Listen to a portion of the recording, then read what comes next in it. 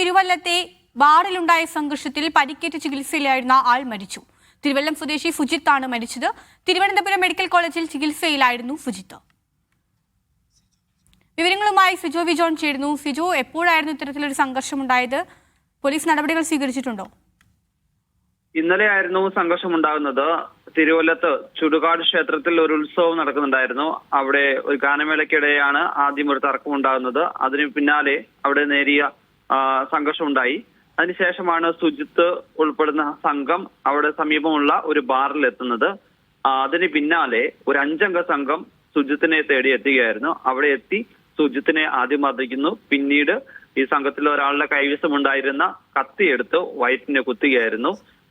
ഗുരുതരമായി പരിക്കേറ്റ് ആദ്യം അവിടുത്തെ ഒരു സ്വകാര്യ ആശുപത്രിയിൽ പ്രവേശിപ്പിക്കുന്നു. പിന്നീട് തിരുവനന്തപുരം മെഡിക്കൽ കോളേജിലേക്ക് വിദഗ്ധ ചികിത്സയ്ക്കായി മാറ്റുകയായിരുന്നു. ഇന്ന് വൈകുന്നേരത്തോടെയാണ് മരണം സംഭവിച്ചിരിക്കുന്നത്. 5 പേരാണ് ഈ കേസിൽ പ്രതികളായിട്ടുള്ളത്. ഇതിൽ 4 പേരെയും തിരുവല്ലം പോലീസ് അറസ്റ്റ് ചെയ്തിട്ടുണ്ട്. ഒരാൾക്കായിട്ടുള്ള അന്വേഷണം തുടരുകയാണ്.